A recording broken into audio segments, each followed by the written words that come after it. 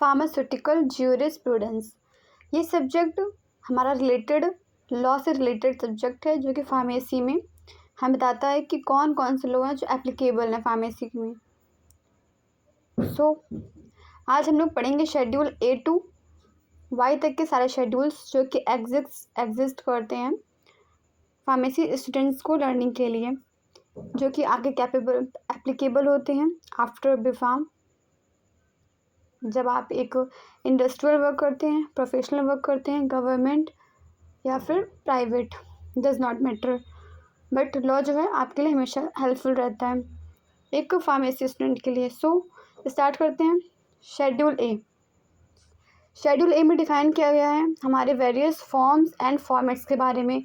Schedule A में क्या आते हैं, जितने इशू होते हैं, लाइसेंस कैसे इशू करते हैं कि शेड्यूल के अंतर्गत, शेड्यूल ए के अंतर्गत हम लोग फॉर्म्स करते हैं। और शेड्यूल सी में क्या आता है, शेड्यूल सी में हमारे स्पेशल एंड बायोलॉजिकल प्रोडक्ट्स आते हैं। शेड्यूल सी में एग्जांपल हमें antigen, vitamins and vaccines. Schedule C1 में स्पेशल प्रोडक्ट्स आएंगे, digitalis, ergot, hormones, adrenaline preparation. Schedule D में एक्सेप्टेड मेडिसिन एंड ड्रग्स आती हैं। शेड्यूल ई में पॉइजनस सब्सटेंसेस आएंगे। एंड शेड्यूल ई1 में आएंगे सिद्धा, यूनानी एंड आयुर्वेदिक सिस्टम।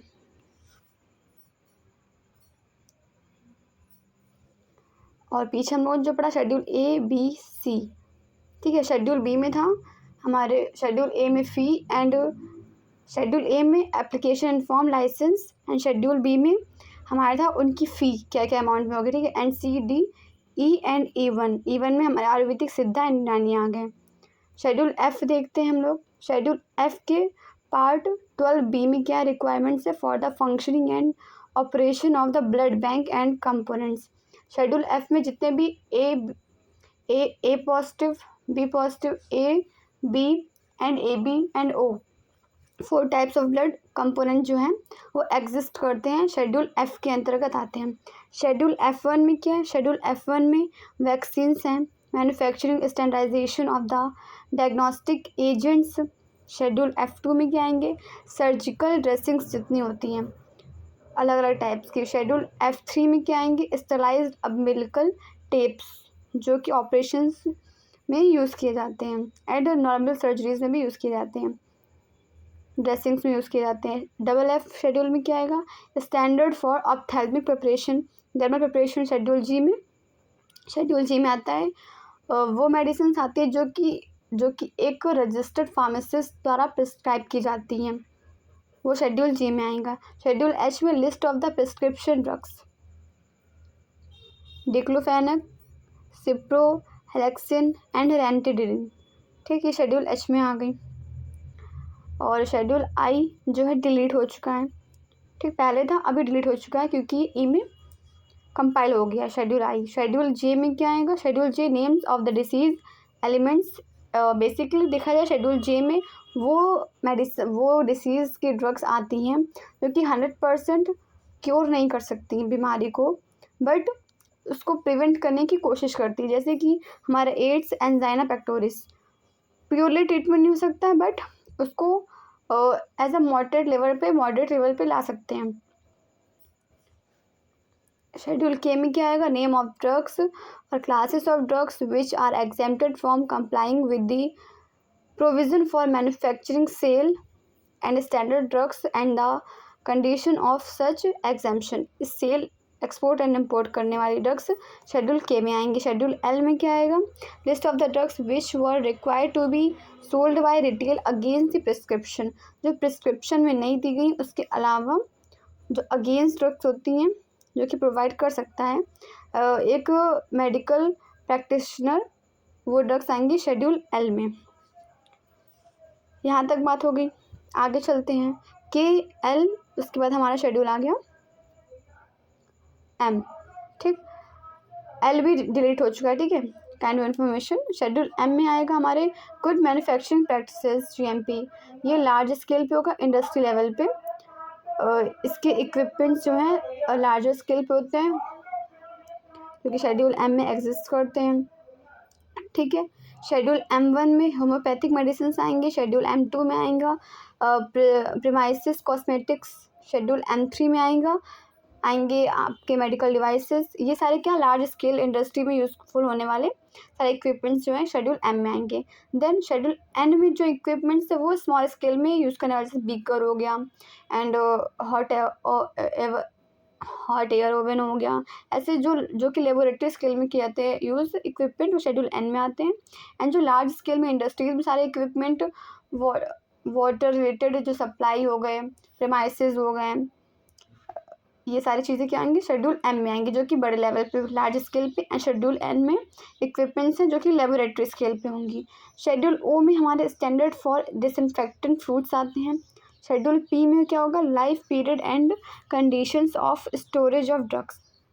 अब ये क्या है, शेड्यूल P में क्या है, आपके सारे जितनी ड्रग्स हैं उसका पीरियड मीन्स एक्सपायरी डेट जो देते हैं वो लाइफ पीरियड बताई जाती है शेड्यूल P में, कि हाँ किस ड्रग की कितनी मैक्सिमम लाइफ पीरियड रेंज होती है, जिससे पता चल पाए कि इस ड्रग का यूज़ हम लोग कब तक कर सकते हैं।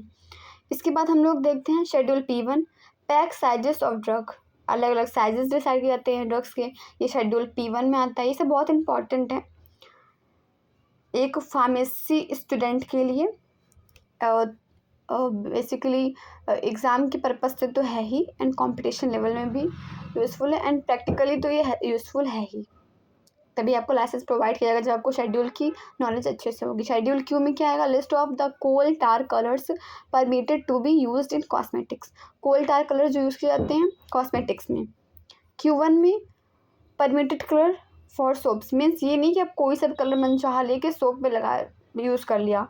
कलरिंग एजेंट भी जो स्पेसिफिक शेड्यूल Q1 में दिए गए हैं सिर्फ उन कलर को ही यूज़ किया जाता है सोप्स के लिए एंड पर्टिकुलर कॉस्मेटिक्स के लिए। ठीक है, जो कोल टार हैं वो कॉस्मेटिक्स के लिए, एंड जो पर्टिकुलर परमिटेड कलर्स हैं वो सोप्स के लिए यूज़ करते हैं। शेड्यूल R में हमारे आते हैं standard and labelling requirement of condom, copper T and contraceptive tube rings. ये हमारे शेड्यूल R में एग्जिस्ट करती हैं। R1 में हमारा आता है standard to be compile with medical devices. Schedule S में स्टैंडर्ड फॉर कॉस्मेटिक्स। कॉस्मेटिक्स में क्या क्या स्टैंडर्ड्स हैं वो शेड्यूल S में डिफाइन पढ़ते हैं। शेड्यूल T में क्या पढ़ते हैं, रिक्वायरमेंट ऑफ फैक्ट्री प्रीमाइसेस। जो फैक्ट्री की बिल्डिंग्स हैं उसमें हाइजीनिक कंडीशंस किस तरीके से उसका रख रखाव करते हैं प्रीमाइसेस को, बिल्डिंग्स को लार्ज स्केल में। Compiled with by manufacture of Ayurvedic, Siddha and Unani drugs. अब schedule U particular to be show in the manufacturing records. Basically schedule U में क्या है, हमारे जो इंडस्ट्रीज़ हैं लार्ज स्केल पे जितने रॉ मटेरियल्स है उनका हिसाब किताब रखना। ठीक है, उनका रिकॉर्ड्स शेड्यूल U में आता है। U1 में क्या होगा, मैन्युफैक्चरिंग रिकॉर्ड्स, रॉ मटेरियल्स जब मैन्युफैक्चर हो जाती हैं, जो प्रिपरेशंस और एक्सपोर्ट की इंपोर्ट की जाती है उनकी इन्फॉर्मेशन U1 में आएगी। रॉ मटेरियल्स का रिकॉर्ड्स कहाँ होगा, शेड्यूल U में होगा। एंड रॉ मटेरियल के बाद जब उसका प्रिपरेशन बन जाएगी, उसका एक्सपोर्ट इंपोर्ट की जितनी इन्फॉर्मेशन होगी वो किस में आएगी, हमारे U1 में आ जाएगी, शेड्यूल U1 में आ जाएगी। अब इसके आगे हम लोग देखते हैं कि कौन कौन से हम लोग शेड्यूल पढ़ेंगे, और ये चीज़ बता देते हैं कि ये चीज़ें स्टार्टिंग में ही आपको प्रिपेयर कर लेनी है। A to Y तक के ही शेड्यूल जो है एग्जिस्ट करते हैं। कुछ शेड्यूल जो हटा दिए गए हटा दिए, जो डिलीट हो चुके हैं। ये चीज़ें अपडेट होती रहती हैं time to time. And okay, अब देखते हैं हम लोग शेड्यूल V को। So standard for patient and property medicine and the maximum and minimum quantities of vitamins that are permitted to be added in such preparation for oral use। ठीक, means जो pharmacist है वो prescribe कर सकता है vitamins की medicine किसी भी डोज के साथ में। ठीक है, क्योंकि वाइटामिन्स ऐसी मेडिसिन होती हैं जो कभी भी हार्मफुल नहीं करती है। ठीक है, एंड शेड्यूल W में क्या देखते हैं हम लोग, name of drug which shall be marketed under generic names only. Means आपने देखा होगा बहुत सारी मेडिसिन हैं जिनके पेटेंट नेम होते हैं, जैसे कि पेन 40 बोलते हैं हम लोग, पेंटो बोलते हैं, एंड ये गैस्ट्रिक मेडिसिन हैं। एंड आफ्टर दैट ऑन्डनस्टॉम को ऑन्डम बोल देते हैं। सो ये क्या है, ये सब इसकी पेटेंट नेम है। अब कुछ मेडिसिन हैं मैथिल डोपा जैसे हो गई, ठीक, एस्टाइल कोलिन, कुछ मेडिसिन ऐसी हैं जिनके जो जेनरिक नेम हैं वो ही ऑफिशियली भी जेनरिक नेम ही चलते हैं। ठीक, मैक्सिमम गवर्नमेंट हॉस्पिटल्स में भी जेनरिक नेम वाले मेडिसिन ही चलती हैं। देखिएगा आप एग्जाम्पल फॉर वहाँ पे देख सकते हैं बहुत सारी जो हैं जो कि ओरिजिनली जो जिन कंपाउंड से, जिन केमिकल, जिन कंपोनेंट से बनी हुई मेडिसिन, वो नेम ही उसमें शो करते हैं। शेड्यूल एक्स में क्या देखते हैं, name of psychotropic drugs, means आपकी ब्रेन रिलेटेड जितनी मेडिसिन होती हैं, साइकेट्रिक मेडिसिन जितनी होती है वो हमारे शेड्यूल एक्स में एग्जिस्ट करती हैं। मॉर्फिन, हीरोइन एंड कैफीन, ये भी शेड्यूल एक्स में ही एग्जिस्ट करता है। एंड वाई, शेड्यूल वाई क्या डिफाइन करता है, requirement and guidelines on clinical trials for impart and manufacture of new drugs.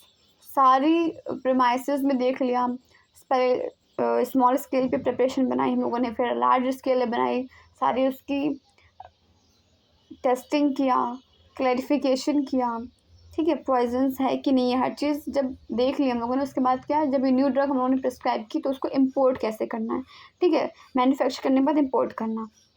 So thank you very much, आगे फिर से मिलते हैं और जानकारी के साथ में।